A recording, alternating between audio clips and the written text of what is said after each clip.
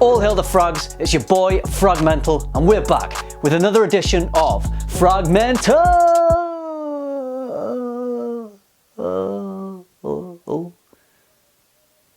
Stephen from the channel Red Essence was the first fragrance YouTuber to become creative director of his own line of fragrances in collaboration with Navitus Parfums, but now Book, who also has a fragrance channel, has also become a creative director of his own line of fragrances with Navitus. It's called the Enamoured Collection. There are 5 of them. I'll be going through all of them for you in this video. The question is, has Big Beard done the business?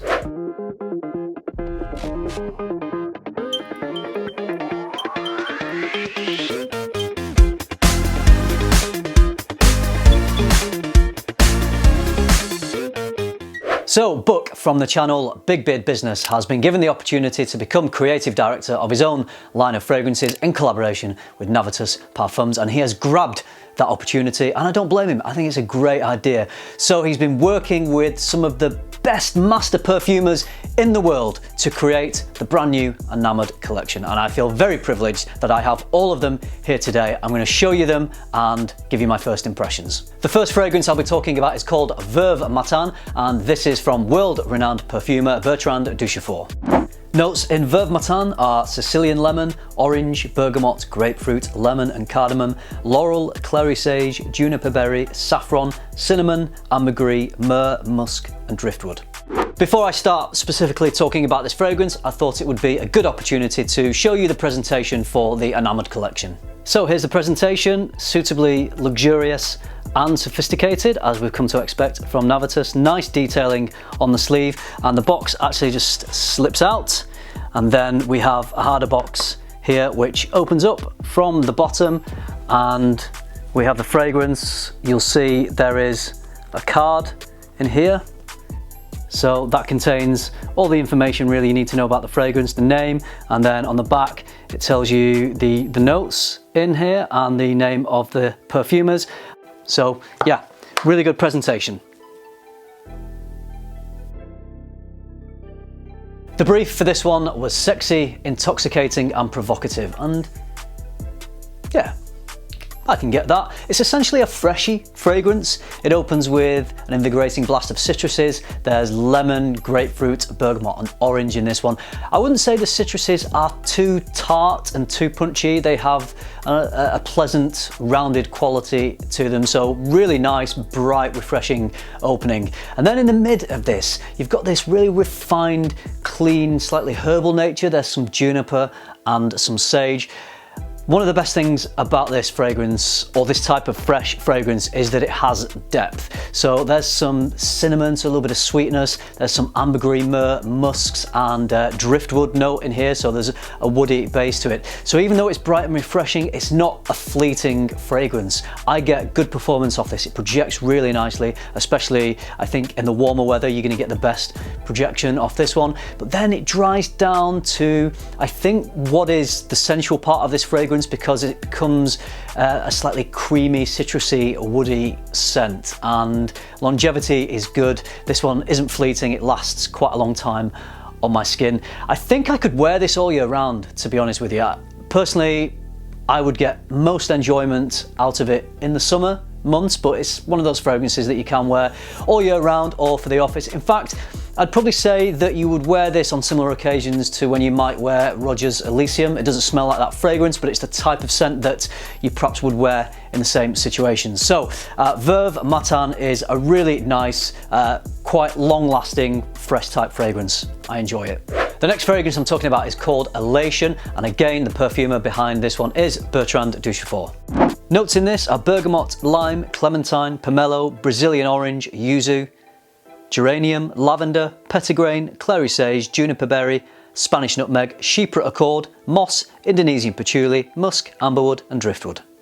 So the brand described this one as fresh, uplifting and invigorating. I know I said the previous one was, but I also found that one quite invigorating. This has a bit of a different citrus opening though. It's got more of a punchy, zesty citrus opening as opposed to the more rounded, sweeter citrus opening of Verve Matin. And it's possibly due to the note of yuzu in this. Yuzu, to me, is just a little screechier in terms of like a sour, zesty citrus opening, but it has this punch, it has this attitude. So this fragrance, Elation, definitely has a little bit more attitude than Verve Matin. It's bright and invigorating like Verve Matin, but I'd say this one has a little more weight to it. It's also got a really nice clean floral heart. There's some lavender and petitgrain and juniper here, and I'd say whenever there's petitgrain in a fragrance, it has this very refined, clean, gentlemanly nature to it, and I definitely get that with Elation. There's quite a robust base to this fragrance. It's quite a robust mossy base, and perhaps combined with the patchouli, that's what's giving this fragrance quite a good depth. Again, it's certainly not a fleeting, light, fresh fragrance. It is invigorating and fresh, but it also lasts and it has a good depth to it.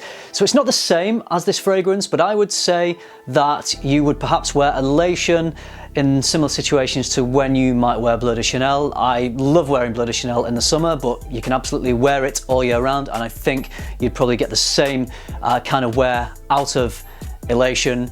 So it's clean, it's refined, it's gentlemanly, and I'd just finish up by describing Elation as a freshie with attitude. Okay, the next fragrance I'm going to talk to you about is called Edola. The noses behind this one are Francis Kurkdjian and Jerome Di Marino. The notes are orange, Italian mandarin, bergamot, French rose, jasmine, peach, Bulgarian rose, vanilla, cedarwood, Indonesian patchouli, and Haitian vetiver. Ideal, enticing, and voluptuous are the words that Buck uses to describe this fragrance, and I believe he was inspired by his wife to create this one, so wise choice of words there, Buck. I think my wife would be pretty happy if I described her as ideal and voluptuous and enticing. Yeah, all great words. So the nose on this one is Francis Kurkdjian, who of course has his own house and has created very popular fragrances like Baccarat Rouge 540 and Grand Soir, and he was also responsible for La Malle and quite a lot of its flankers for Jean-Paul Gaultier. So this one opens with a lovely little citrus pop, and then quite quickly this blooming heart of florals is revealed, and I think that this is where the voluptuous description of this scent comes in, because you get this voluptuous floral accord to the fragrance. And in the heart of this, you've got notes of jasmine, peach, and rose, so it does lean quite feminine. It's also got some rich and warm and sensual vanilla in the base of this. I'd probably say you might wear this fragrance in similar situations as something like Parfum de Marly's Delina or Delina Exclusif. Again, it doesn't smell the same as that fragrance, but it has that same rich, warming, elegant, floral feel to it. Bit too feminine for me to wear personally, but it does have an addictive nature to it. So I get around that problem by spraying it all over my ideal, enticing, voluptuous wife, and then I just keep smelling her. Very sexy. Okay, just two fragrances left to talk about. I love all those three fragrances that I've just mentioned. I'm gonna have a lot of fun wearing them. I think they're really nicely made fragrances, but based on my tastes and the type of fragrances that I tend to gravitate towards, you know, a little darker, richer, a bit more complex, these last two are where Buck really does the business. This one is again composed by Bertrand Duchefort, and it is the very beautiful Soir Exclusif. The notes are almond, blood orange, coffee, Brazilian orange, marshmallow, licorice, orchid, French tonka bean, vanilla, tolu balsam, ambergris, driftwood, musk, and oak wood. If you're thinking the same thing as me, you will have marshmallow on your mind right now. Just checking the Stay Puffed man isn't creeping up behind me.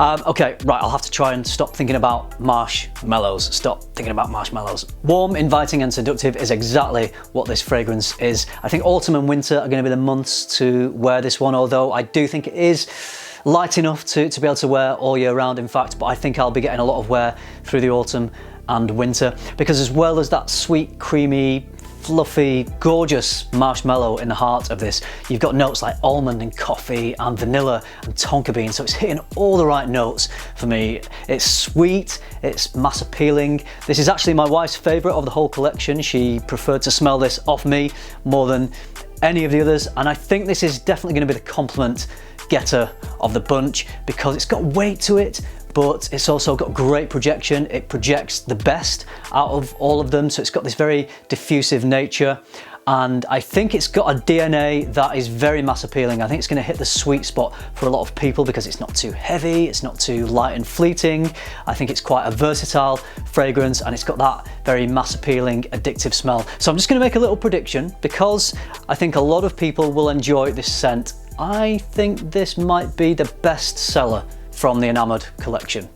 Might be wrong, but just my little prediction. All right, I've saved the best till last. This is my favourite of the bunch. The noses behind this one are Francis Kurkdjian and Jerome Di Marino once again, and this is called Exalt Nui. The notes are Italian bergamot, cocoa, nutmeg, olibanum, Madagascar pepper, anise, Indonesian benzoin, cistus, jasmine absolute, Bulgarian tobacco absolute, Indonesian patchouli, South African tobacco absolute, American cedarwood, and Haitian vetiver. This one is another stunner. To me, it's a chocolate and tobacco scent. Two types of tobacco. Buck doubled down on his tobacco. Good man. And the chocolate accord that I get from this reminds me of one of those luxurious, indulgent little chocolate pots that you can buy from the supermarket. You know, the taste of those and the smell when you open the lid. So it's a really rich, indulgent, kind of Belgian type chocolate. And combined with the sweet pipe tobacco, it's just got a really addictive nature to me. I think scent-wise, this is my favourite of the whole bunch because, of course, it's got chocolate, it's got tobacco, so it's a scent DNA that I like. It's a little darker, it's a little more mysterious. In fact, the descriptive words for this one are mysterious, addictive, and sophisticated. There we go, I knew mysterious was in there somewhere, and I agree with those things. I just love this fragrance. I think scent-wise, it's my favourite, even though it doesn't project quite as widely as Soir Exclusive. This sits a little closer to the skin. It still projects nicely. I still get lovely wafts from this. I did wear this and it rubbed off onto my clothes, and for a couple of days after, I was still getting the wafts from this one. It's a sweet, rich, gourmand-like fragrance, but it never becomes too sweet, it never becomes sickly sweet because there's notes like pepper and vetiver in here, just balancing things out perfectly. When I first saw the notes of this fragrance watching some of Buck's videos, I thought, I think that one is going to be my favourite. Of course, it's got tobacco in it, so that, you know, that's why I thought that, but I was absolutely right. It is my favourite, only just Soir Exclusive does come very, very close, but if you're a tobacco lover like me, then Exalt Nui is the one. Okay, so there are my thoughts on the Enamoured collection. I think Buck and the master perfumers have done an excellent job. I love how there are two fresher fragrances, two darker fragrances, and then one more feminine leaning fragrance. I think there's something for everyone. I think this collection would have you covered for all year round. It's pre-launch at the moment, so I think if you're interested in these, now's the time to get them because Navitus are offering some money off. What are they doing? They're doing, at the moment, 20% off if you buy one fragrance, 30% if you buy two, and that percentage off goes up the more fragrances you buy. They are also doing free worldwide shipping if you buy two or more fragrances. And if you are thinking of buying these, I'll leave a link for you in the description. So overall, I'm really impressed. I think this is a great line. Well done, Buck. It's a really well thought out line, and I hope you bring more out into the line as well because I'm really excited to see what else you're going to come up with. If you've tried these yet, I would love to hear your thoughts on them. Please drop some comments down below if you've tried them, or if you're watching this video after the launch and you've tried them, then I'd still love to hear what you think. Do you enjoy them as much as I do?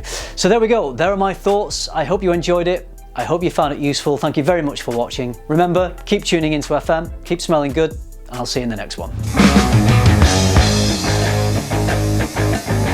Jerome Di Marino, Francis Kurkdjian and Jerome Di Marino. The next fragrance I'm talking about is called Edola, and the noses behind this one are Francis Kurkdjian and Jerome Di Marino over there. What is he called? Jerome Di Marino. Jerome Di Marino. Kirkjun and Jerome Di Marino. Jerome Di Marino. Jerome Di Marino. Jerome Di Marino. Okay, the next one I'm going to talk about is called Edola, and the noses behind this one are the great Francis Kirkjun and Jerome Di Manola.